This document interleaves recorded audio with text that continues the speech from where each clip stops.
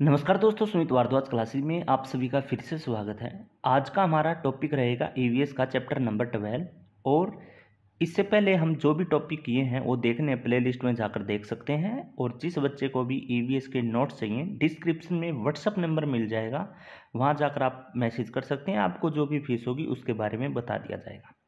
तो चलिए आज के हमारे टॉपिक के बारे में बात करते हैं। आज का हमारा टॉपिक रहने वाला है वायुमंडल की क्या परतें।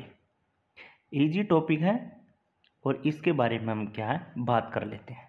तो चलिए ज़्यादा समय ना लेते हुए हम अपने टॉपिक पर आते हैं, शुरू करते हैं। ये हमारी पृथ्वी है, ठीक है। तो इससे ऊपर सबसे पहले हमारी परत आती है जिसको बोलते हैं हम सौरमंडल।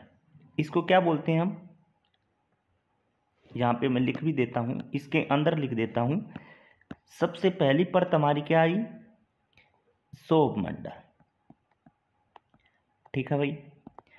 और इसको इंग्लिश में भी पूछ लिया जाता है, इंग्लिश में बोलते हैं ट्रोपोस्फेयर, ट्रोपोस्फेयर, ठीक है।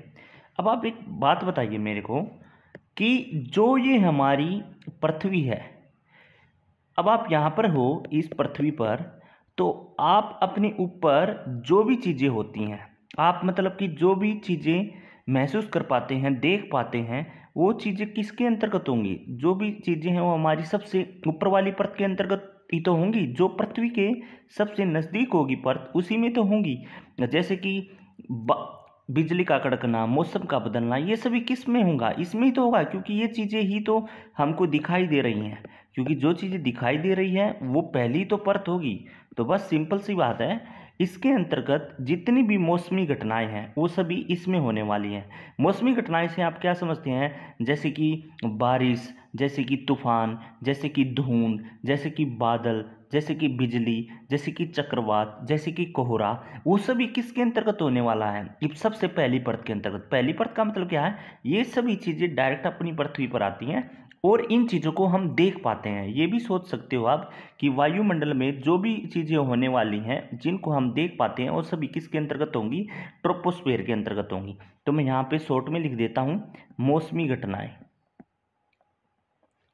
किसमें? मौसमी घटनाएं, ठीक है। और ये कितने से कितने तक होता है? ये 8 किलोमीटर से लेकर 18 किलोमीटर तक। तो यहाँ पर मैं लिख भी देता हूँ, ये 8 किलोमीटर से लेकर 18 किलोमीटर तक है, ठीक है। तो आप सभी को पता चल गया होगा कि इसके अंतर्गत क्या बताया मैंने, जितनी भी मौसमी घटनाएं हैं, वर्षा, बारिश, तूफान, जो भी है वो इसी के अंतर्गत होता है, ठीक है।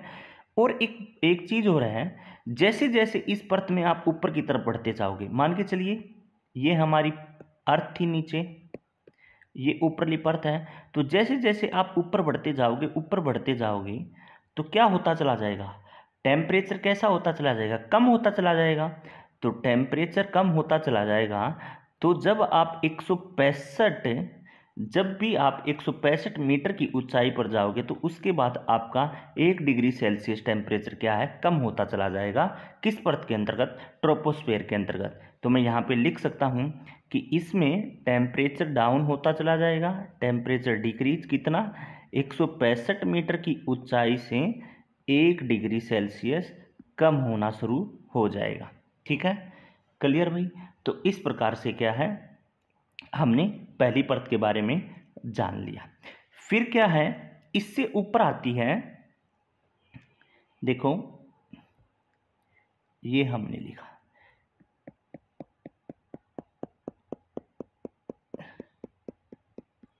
ठीक है।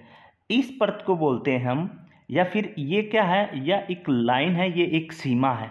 किस किस के बीच में? सेकंड परत के बीच में और फर्स्ट परत के बीच में ये एक सीमा क्रिएट करती है। और इस सीमा को बोला जाता है शोभ सीमा।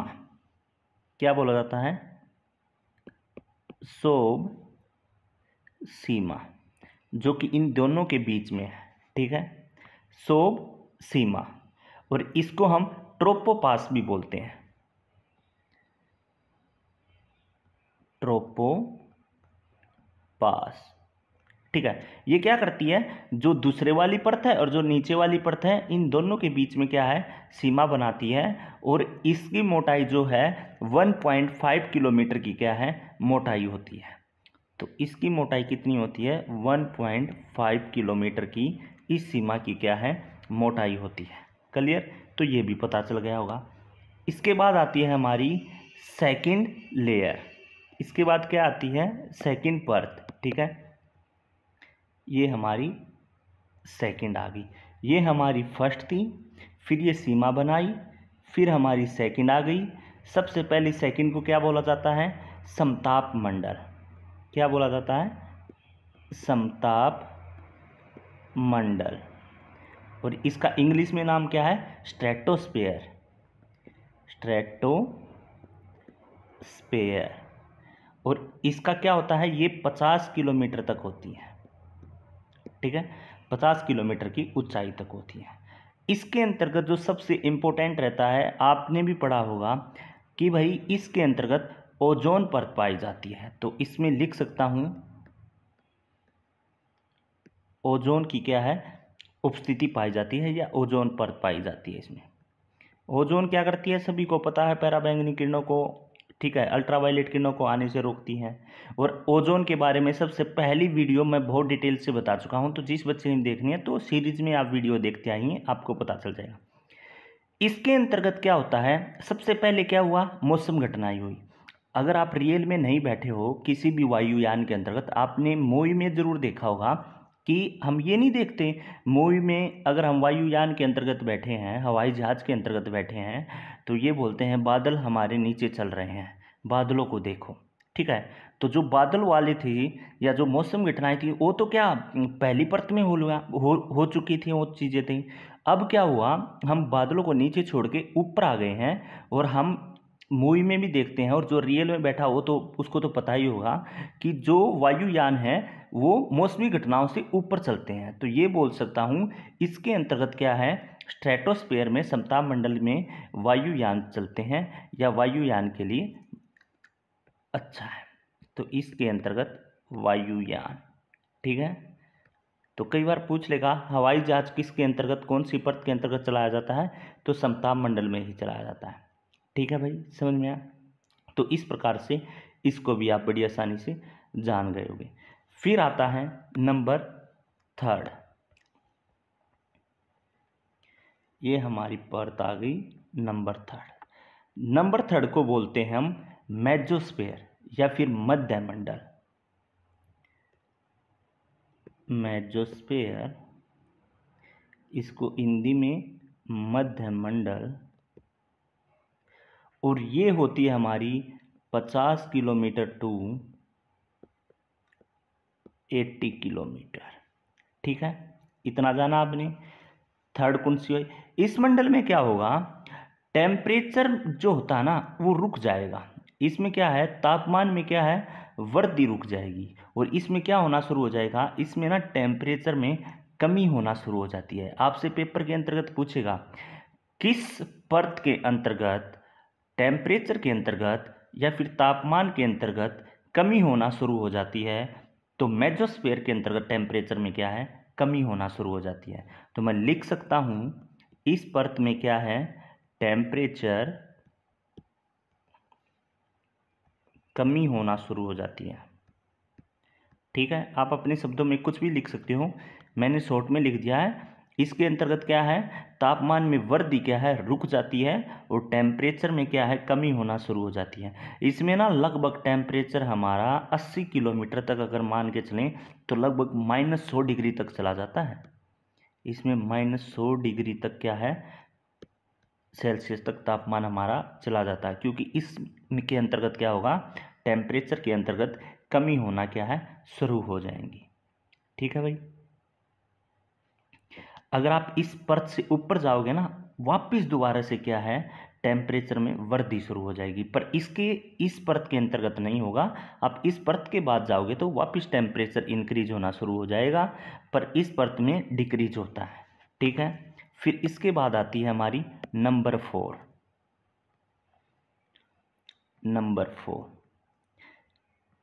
ठीक है, इसको बोलते हैं हम आइनोस्फीयर।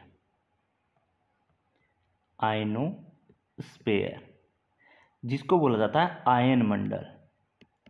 आयन मंडल ये होता है हमारा 80 किलोमीटर टू 400 किलोमीटर, और कई जगह आपको ये 640 किलोमीटर भी दिखाई देगा। ठीक है, कई जगह ये 640 किलोमीटर। ठीक है, क्लियर। इसमें क्या होगा, रेडियो वेव, मतलब कि जो भी सैटेलाइट वगैरह होते हैं, जैसे कि हमारे यहाँ तरंगों के कारण रेडियो चलता है, टीवी चलता है, ये सभी चीज़ें किसके कारण, इसी परत के अंतर्गत क्या है होती हैं, और इसी परत से क्या है रेडियो वेव्स यहाँ हमको देखने को मिलती हैं। ठीक है, तो आपसे पूछ सकता है जो भी रेडियो तरंगे हो गई, चुंबकीय घटनाएं हो गई, विद्युत घटनाएं हो गई, वो सभी इसी के अंतर्गत देखने को मिलता है, आयनोस्फीयर के अंतर्गत। किसके अंतर्गत, आयनोस्फीयर के अंतर्गत। इसी परत से हमारे सैटेलाइट आती हैं, और फिर हम जो भी चला पाते हैं या जिसका भी एक्सेस ले पाते हैं, इसी परत से वो चीज़ें हमारी रिफ्लेक्ट होकर वापस आती हैं। इस परत को हमने रेडियो वेव को अलग अलग भागों में बांटा गया है। 4 भागों में हमको देखने को मिलती हैं रेडियो वेव भी। अगर मैं बताना चाहूँ तो आपको बता सकता हूँ। देखिए, रेडियो वेव हमको 4 भागों में देखने को मिलती हैं। सबसे पहली आएगी, नीचे वाली आएगी, इसके इस परत के अंतर्गत बता रहा हूं मैं, डी लेयर। फिर डी के बाद कौन सा वर्ड आता है ABCD में, ई लेयर। फिर ई के बाद एफ लेयर। ठीक है, और फिर क्या आ जाएगा, जी लेयर। तो इस प्रकार से ये 4 परत देखने को हमको मिलती हैं। इन वेव को 4 परतों में बांटा गया है। ठीक है, डी लेयर में क्या होगा, जो भी दीर्घ तरंगे होंगी ना, वो सभी चीज़ें किसके अंतर्गत आएंगी, इसमें डी लेयर में क्या हो जाएंगी, दीर्घ तरंगे।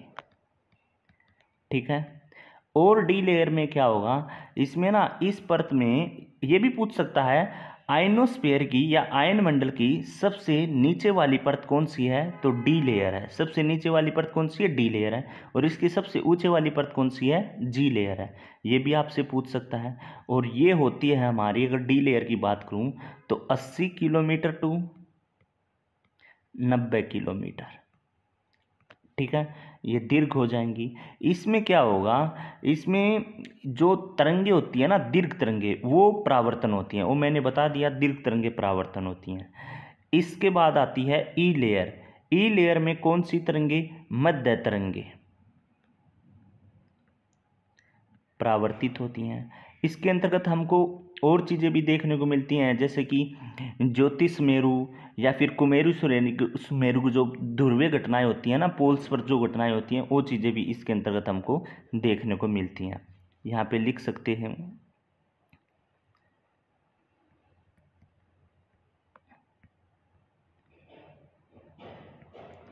ठीक है, फिर आता है एफ लेयर। एफ लेयर लगभग इसकी अगर आप देखना चाहो तो ये 90 से 150 तक हो जाएगा, 150 किलोमीटर तक। फिर है एफ लेयर, एफ 150 से 380 तक हो जाएगा या 350 तक हो जाएगा। इसमें क्या हो जाएंगी, लघु तरंगे परावर्तित होती हैं। ठीक है, इसके अंतर्गत कौन सी हो जाएंगी, लघु तरंगे परावर्तित होती हैं। ठीक है, फिर हमारी आती है जी लेयर। इसमें जितने भी प्रकार की रेडियो तरंगे ना, वो सभी परावर्तित होती हैं। तो ऑल वेव्स क्या हैं, इसमें रिफ्लेक्ट होती हैं, परावर्तित होती हैं। ठीक है, अगर आपसे ये भी पूछे तो ये भी बता देना। और ये सबसे ऊपर वाली है, ये 650, और अगर 450 दे रखा हो तो वहाँ तक ये लेयर जाती है। ठीक है, क्लियर। फिर इसके ऊपर आती है नंबर 5, जो कि सबसे लास्ट हमारी रहने वाली है।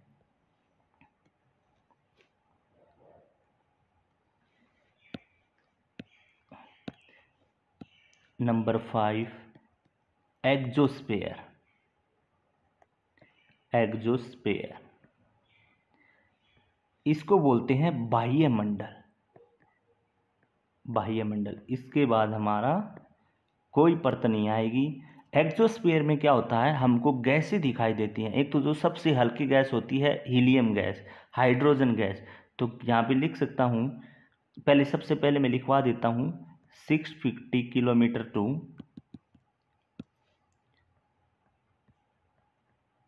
अबव जो भी होंगी वो सभी इसमें आएंगी। ठीक है, इसमें गैसों की प्रधानता पाई जाती है। ठीक है, जैसे कि हाइड्रोजन गैस, हीलियम गैस, वो सभी इसके अंतर्गत ही हमको देखने को मिलती है। ठीक है, तो इस प्रकार से हमने जो लेयर वाला, परत वाला इजी टॉपिक था वो करने की कोशिश करी। और यहाँ से कई बार क्वेश्चन पूछ लेता है आपसे, क्या क्या क्वेश्चन पूछ सकता है उसका मैं एक बार बताता हूँ। सबसे पहला क्वेश्चन ये पूछ सकता है, सबसे नीचे वाली परत कौन सी है, ट्रोपोस्फियर है। ठीक है, ये पूछ सकता है सबसे पृथ्वी के पास कौन सी है, ट्रोपोस्फियर। सबसे लास्ट वाली कौन सी है, सबसे दूर वाली कौन सी है, एक्सोस्फियर। ठीक है, ये पूछ लेगा ओजोन परत किस में पाई जाती है, समताप मंडल में पाई जाती है। किसके अंतर्गत या किस परत के अंतर्गत टेम्परेचर डिक्रीज होना शुरू हो जाता है, वो मेसोस्फीयर में शुरू हो जाता है। और किस परत के में वापिस क्या है, टेम्परेचर इंक्रीज होना शुरू हो जाता है, आयनोस्फीयर में। या इसके बाद क्या है, टेम्परेचर आयनोस्फीयर में वापिस इंक्रीज होना शुरू हो जाता है। और डिक्रीज किसके अंतर्गत होता है, मेसोस्फीयर के अंतर्गत डिक्रीज होता है, आयनोस्फीयर में वापिस इंक्रीज होना शुरू हो जाएगा। ठीक है, क्लियर। शोभ सीमा कितनी मोटी होती है, तो 1.5 किलोमीटर की शोभ सीमा होती है, जो समताप मंडल और शोभ मंडल के बीच में एक सीमा बनाती है, उसको बोलते हैं ट्रोपोपास। ये 1.5 किलोमीटर की मोटाई होती है। मौसमी घटनाएं किस में होती हैं, वायुयान घटनाएं किस में होती हैं, रेडियो तरंगे किस में होती हैं। ये 3 पूछता है बस, मौसमी घटना बताओ, वायुयान बताओ और रेडियो बताओ। ठीक है भाई, तो इस प्रकार से हमने इस टॉपिक को बड़ी आसानी से करने की कोशिश की। ठीक है, बाकी मिलते हैं नेक्स्ट वीडियो में। धन्यवाद दोस्तों।